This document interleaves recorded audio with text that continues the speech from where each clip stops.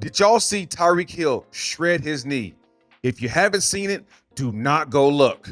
The Baltimore Ravens panic meter is going through the roof.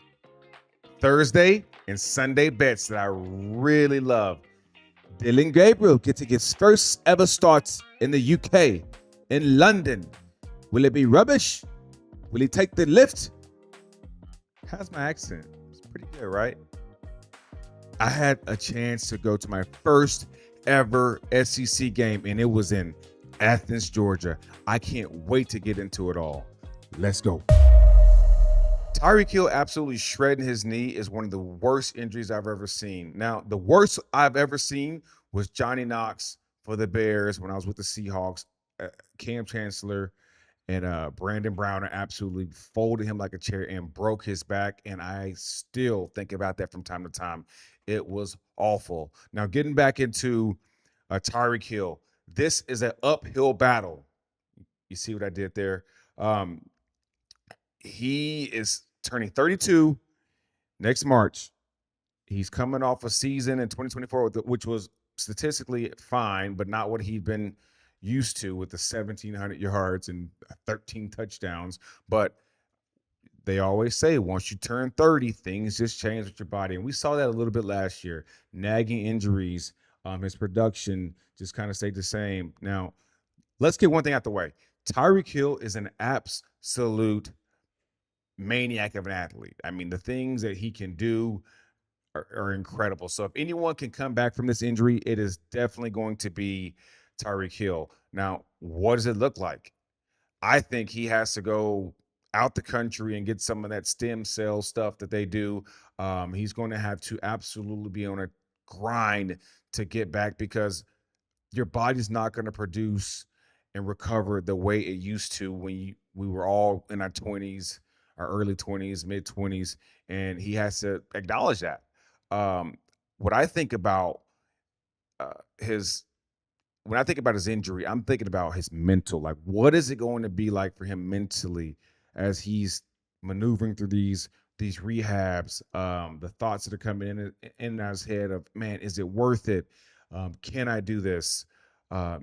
Should I be doing this? A lot of time just at home, and really the worst part of an injury is just what's between your head, like just the messed up thoughts that you have. So my wish is definitely going to be that people that really care about Tyreek as a person are there to kind of keep him grounded, keep him in a good headspace, support him, love up on him, because this is going to be a hard, long journey. And I'm thankful that I never had to deal with any injuries like this, but it's something that was my biggest fear as a player because it's going to be tough. Turning on a TV next week, the next year, the next 2 years, and just seeing like, hey, football's still happening. It's like I almost never left. Have I been forgotten?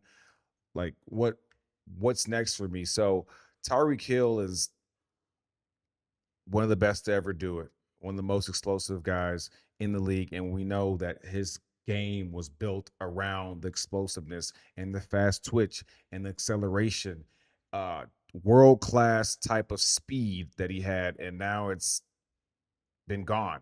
And to make matters worse, that he didn't just tear an ACL or PCL or MCL, like he shredded it all.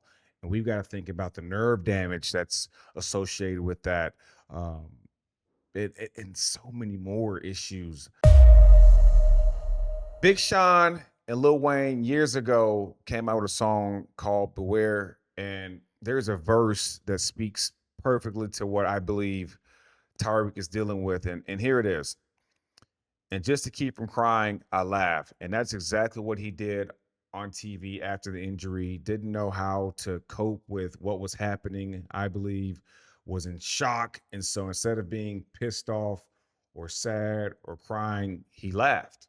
I completely understand that. I have people in my life that when they're upset, they just start laughing. And I'm like, I don't get it. But over time, um, you get those emotions out. Now, look, hiding your true emotions is something that as men we're taught and we feel like it's necessary because we are pretty much modern day gladiators. We're taught to be tough and strong and persevere through toughness. But once it sinks in, it hurts. It hurts because you start thinking about the logistics of this injury, like, oh man, the rehab, um, the nerve damage potentially, the artery damage potentially in this situation, and you start having this self-doubt. Now, the self-doubt part can actually benefit you because the self-doubt can make you obsess over the rehab process to get back. And that motivates you. That's what motivated me sometimes. The self-doubt was like, man, I'm scared I can't do this. So I'm going to work my tail off I give myself the best chance. I expect that might be something that Tyreek does. But my hopes for him really, truly are that he surrounds himself around people who love him for him as a person, because it is going to be extremely tough in the future, like watching these games over the next year to year and a half, however long the healing process is, and just seeing like business as usual. Business as usual. Like the games are still going to be happening. Guys are still going to be scoring touchdowns, and you're going to just feel left out and forgotten really quickly as an athlete. And it is not a feeling that anyone should feel. Is unwanted, unneeded, but it is a natural emotion that's going to happen. Now, is it realistic to expect Tyreek Hill to come back the same athlete he was? In my opinion, no, absolutely not. Now, if anyone can do it, it's going to be Tyreek Hill because he is a freak of nature. And we've seen him when he is healthy, what he can do. He's just a generational talent, one of the most explosive, fast humans I've ever met in my life. So it's possible that he can do it, but I don't think he's going to come back at the same level because what I mentioned earlier. Now he's going to be 32 when he's looking to come back. Your body just does not respond the way it used to. I think in order for him to give his best chance, he needs to go get on that Adrian Peterson plan back when he tore his knee or his Achilles, and how he came back in like 9 and 10 months and was ready to rock and roll and had a heck of a season. I think that's what he needs to be trying to do. But look, a lot of us have defied the odds and proven folks wrong in the NFL. People told me and other guys that, hey, you won't be able to do this, and that motivated us to do it even more. Now, my hope for Tyreek is that um, he gets a signal from God. Rather, it's, hey, you're going to be able to do this. We're going to rehab you up. You're going to come back and you're going to be effective. Or he gets a signal that says, hey, it was a great run. I have bigger and better plans for you. And I just hope Tyreek's able mentally in a place to listen, because, shredding your knee up the way he did is, oof, like an ACL. Yeah, we can come back from that, still not be the same. Even Achilles, you can come back from, but when you shred your entire knee, and a guy like him, who's his entire, what makes him and so great is his explosiveness, his leaping, his jumping ability, his fast switch to get to 0 to 100 so dang quickly. That is all starting in the knees and in the legs, and now you have one that has been completely cooked. But at the end of the day, as a player, we want to leave the game on our own terms. We want to leave it how we want, and we're all not afforded that opportunity, unfortunately. But I hope he really evaluates everything in the bigger picture of this injury. So one of the questions that we all have is, how does this affect the Dolphins? Tyreek is done for the season, veteran presence. They need to go do something now, right? I think you go call Odell up, who was just there last year, who's a veteran presence. He adds depth. He knows the offense already, and you have him come in. Now, is he Tyreek Hill? Absolutely not. We all know that, but he is serviceable. I think he's still got some juice in the tank. He wants to play. And I think they got to do something. Mike McDaniels is on the hot seat. That tail has got to be warming up, and it's starting to get a little bit uncomfortable with how they're playing, uh, the attitudes that they're dealing with. So you got to do something. Now, look, are the Dolphins going to win the division? No. I think we all know they're not going to win the division. They're not going to catch the Buffalo Bills. I don't even believe they're a wild card team. But with their next four, we can revisit this conversation. And maybe there is an ounce of confidence they can give me. Now, they have the Panthers, the Chargers, the Browns, and Atlanta. And so after those four games, if they can go 500, maybe we can flirt with the idea of it. Baltimore Ravens are in a full-blown panic. I will say this. I never in a million years thought the Baltimore Ravens would be on a 2-game losing streak and 1-3 to start the season. And to make matters worse, because when it rains, it pours. Lamar Jackson will be out for what they say is 2 to 3 weeks with a hammy injury, which is a big deal for a fast twitch dual threat quarterback. So we will see how that develops. And if it is actually 2 to 3 weeks, we sure hope it's only 2 to 3 weeks. But the Baltimore Ravens have just not been playing good football, period, this year. I mean, besides that first game where they put up a bunch of points, after that, it's kind of been like, what's going on here? Look, the offense is having ball security problems. The red zone efficiency is not there. Bateman's having a good season. I think he's made some huge catches for him. But besides that, it's kind of been rough. And the old ball coach used to say, "Hey, ball security is job security," and I agree. Although I don't think King Henry's going anywhere, but he has to straighten that fumbling problem up, and we'll see what happens there. Defensively, I mean, these guys are beat up defensively. I mean, they missing. Marlon Humphrey is doubtful. Roquan Smith, the quarterback of the defense, is going to be out. Um, Calvin Noy has been sidelined for the last few weeks, and so it's tough over there. Look, ultimately, the division is still, it's still wide open. For whatever reason, I'm just not too high on the Pittsburgh Steelers. I don't know if they're the answer or not. You don't have to really worry about the Browns or the Bengals with Joey Burrow out, and we've seen the Bengals just look terrible, especially their last game. And so leading division is the Pittsburgh Steelers, which I like I said, I question their offensive ceiling. But Mike Tomlin always finds a way to have a winning season. He's never had a losing season, so he very well could get into that 10-win area this year. Now, looking at the schedule upcoming, Lamar is expected to miss 2 to 3 games, which is actually a small window, and you can manage that. The next two opponents are going to be the Texans and the Rams. They must split at worst, and then after that, they have a bye, so that actually helps them. This bye is coming at a really good time for them, considering MVP quarterback is out with a hammy.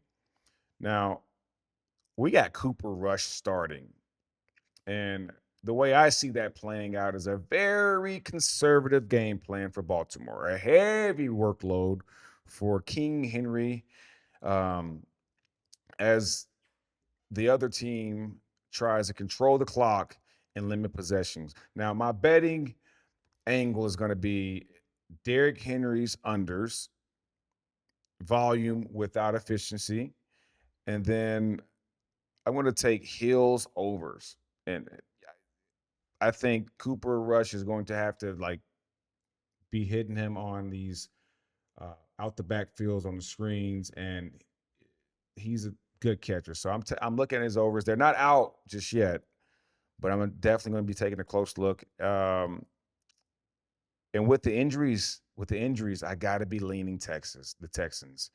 Money line sitting at -120. The spread is -1.5 at -110. And I think that's going to be my angle. But again, keep an eye on Hill's overs and unders on receptions and yards. All right, we got an NFC West showdown between two 3-1 teams. We got the Niners going to see the Los Angeles Rams on a short week. The Niners are just trying to stay afloat. Those boys are extremely beat up. I mean, they got injuries all over the place. Brock Purdy still dealing with the toe injury, not 100%. George Kittle is still out. Brandon Aiyuk is still out. Nick Bosa is out for the season with the ACL. It's just bad. I mean, I feel like there are so many superstars that are hurt this year just throughout the league. Like, what is going on? But anyway, I got to ride with, I mean, this is one of the easier picks for me this week. And I'll break it down, of course. But look, I'm taking 49ers team total under 21.5. They've scored 80 points this season, averaging 20 points per game. And those were times when they had some of their players healthy. Now, the 49ers literally only have CMC. Like, and Jawad Jennings is even hurt as well. I mean, let's not even forget about that. He's dealing with a rib and shoulder and ankle, all types of stuff that aggravated it on a 2-point conversion last game. But he's still probably going to play because he really has no choice because they have no one else. But I'm taking the team total under 21.5. Now, conversely, the Rams, those boys are rolling 3-1 against the spread, and they really should be 4-0 against the spread. But that Philly game was crazy. They're playing at home again, and they've absolutely dominated San Francisco the last 3 times they've played them for sure. They've won last 3, swept them at home last year. The score has been like 6-12 in one game. Another one was, a little bit closer, but the public is heavy on the Rams, and I think I got to hop on with them. Now, the money line is -298, which I do not like whatsoever. That's way too expensive and juiced up for me. And the spread is 6.5, sitting around 110 and 115. A conservative angle that I would take if I'm trying to get involved in this game, a 6-point teaser, and I'm taking the Rams and the Bills, which is essentially if they just win the game, you win the teaser. Now, obviously, with the Bills, it's a little bit more difficult, but teams typically lose by 3, 4, or 7, or 10. And so I believe that the Bills will absolutely light the scoreboard up, and you can't hang with the Bills right now. Now, the Patriots can't hang with the Bills. So that's my conservative play. Now, looking at player props. Kyren Williams over 68.5 rushing yards. Look, Niners don't have Bosa. That's going to be disrupting things. I expect this very strong ground game from the Rams. Kyron's averaging like 4.1 yards a carry. He's also averaging like 75 yards a game, and his over-under is at 68.5. I don't understand how this number is that number, so that's why I'm hopping all over it. And on top of that, when Kyren Williams has played the Niners over the last 3 times, he went for 108 yards, 89 yards, and then in 2023 he went 52 yards. Those are the last 3. Okay, that's averaging like 90 yards or something like that a game against the 49ers. So I have to smack that over. Oh, and then also before we get done with this one, I'm hopping on Rams -6.5. I think they handle business, and so that kind of sums it up. Rams 6.5, 49ers team total under 21.5, and Kyren Williams over 68.5 yards. Those are my plays. I feel really good about those, and good luck. Dillon Gabriel getting his first ever NFL start over in London, England, across the pond. And I feel bad for the kid. He has to go out there and play a home game against the Minnesota Vikings, a defense that is really freaking good, a defense that really likes to pressure quarterbacks, a defense where Brian Flores has never lost to a rookie quarterback. And I expect this to be an absolute slugfest, but only defensively. Now, just in case you didn't know about our boy Dillon Gabriel, drafted in the 3rd round, 94th overall by the Browns this season, and had a really good college career. Back in 2024, he threw for over 3,800 yards, 30 touchdowns, and only 6 interceptions. Holds the FBS record for total touchdowns, passing and rushing in a career.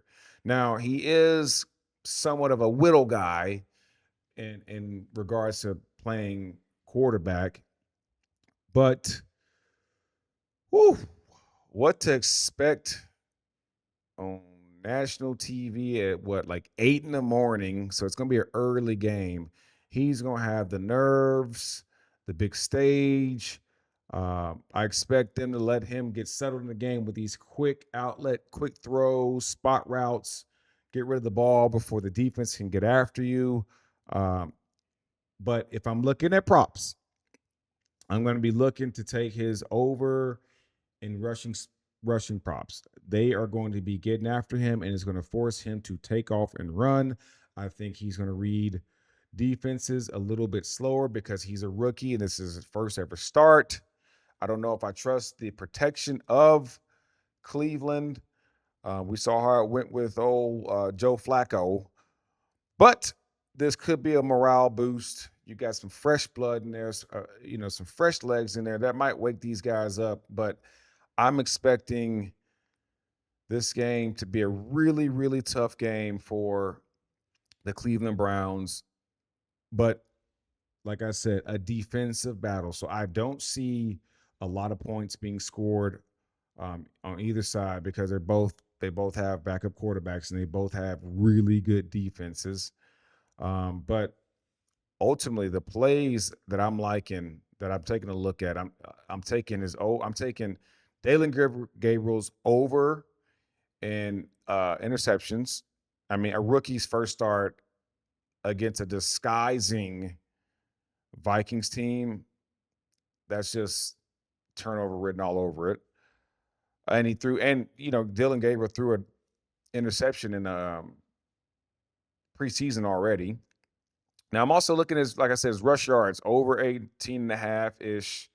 Back at Oregon, he showed the ability to be able to scramble, especially when plays break down. Yeah. Oh, this is another key point. This is a big, big, big key point.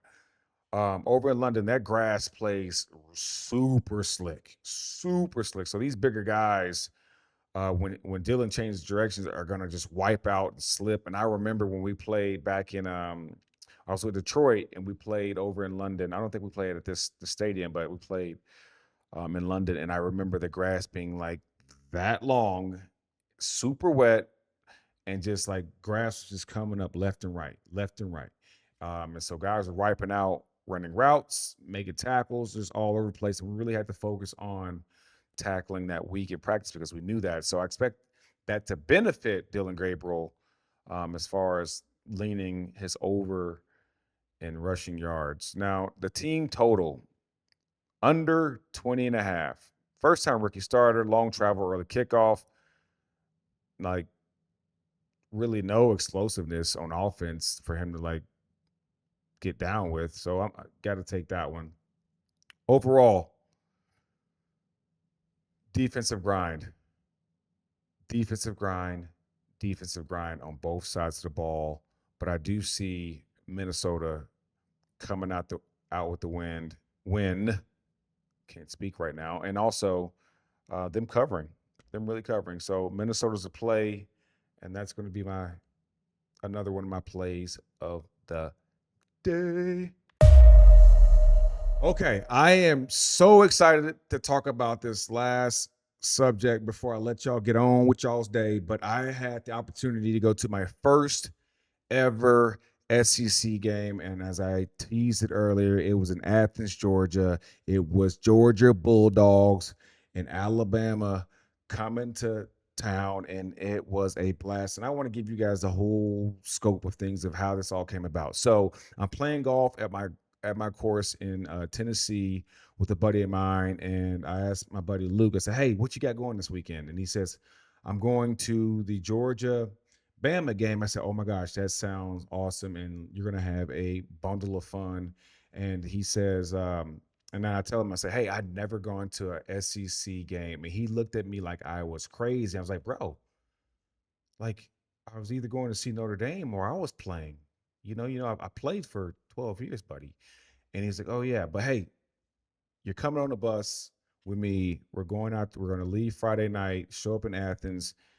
He had to do SEC game day with another one of my buddies, Jason Aldean, um, and that was absolutely next level. Got to go reconnect with Tim Tebow and Jordan Rogers and Roman Harper. But that was such a special day from top to bottom. We literally woke up in Athens in this parking lot, did the SEC game day stuff, which was absolutely crazy. At like at 11 o'clock in the morning. I mean, everyone was already tuned up, ready to rock. The energy was through the roof. We finally get to the game. We watch football all day at the buses. Um, watch my Notre Dame boys beat up on Arkansas, which was great. We needed that one. Let's go. So that starts the day off nicely. I end up getting me a Georgia McConkey jersey and a hat to rock. I ended up not rocking the hat because I wore a cowboy hat to give a little country to it. But we finally get to the game, and we are on the sidelines on a huge recruiting weekend for Georgia. In fact, we had a couple guys from locally that were some recruits. One of the guys got offered there, which is really really cool to see. But you talking about stars out? Trey Young was there. Quavo was there. Uh, Anthony Edwards was on the sideline kicking it. Luke, uh, myself, Cashmere Keith Mitchell, PGA stud. Um, who else? Just a bunch of other people. But we had so much fun, and we got to watch the first half from the sideline. One of the biggest games of the year. Then we went over to like the end zone suites and watched the rest of the game. From there, I was rooting for the Georgia Bulldogs, uh, which did not work out. And let's get in that too. Let's get in that too. Alabama has had Georgia's number over the last several times. I mean, it's almost like Kirby Smart can't get Alabama out of his head, and it it showed. It showed. I mean, guys on the field were dropping wide open passes to tie the game or take the lead for Georgia, and I guess Alabama did the same thing early on. Um, but it came down. Look, Georgia, Alabama didn't score a single point. I don't believe in the second half. Okay, Georgia gets the ball with I don't know 6, 7, 8 minutes left in the fourth quarter. They drive the ball phenomenally. They go for it on 4th and 2, which if the guy doesn't trip, they get it. But if ifs and buts were pots and pan, the whole world would be a kitchen. Anyway, so in my opinion, to tie the ball game, knowing Alabama has not scored yet in the second half, Georgia should have taken the points, tied it up, seen what happened. They had a few more possessions. They did nothing with it, and partly is because they were sitting there chasing. They are chasing because they haven't scored to tie the game up. So you take the points there, and you go back and forth as a tie ball game, as opposed to going back and forth trying to score, are two different things. So anyway, no one ends up scoring. Georgia loses the game in the nail biter. It was a great game. I would have loved to see it go to overtime, but um, had to be the highlight of my year. I had so much fun hanging out with Luke and Jason and being in that atmosphere, the SEC football. Um, there was a few times I was a little bit jealous. I played independent. I was a little jealous there because just the atmosphere and what was on the line. It was something that I just didn't even feel when I played against Michigan and when I played against SC or University of Southern Cal. But gosh, something I'll always remember, and I had an absolute blast. So I'm glad I got to share that with y'all, and appreciate you tuning in for another episode of The Fade with Golden Tate. Now let's get ready to watch some football this weekend, college and pros, and I'll see y'all next week.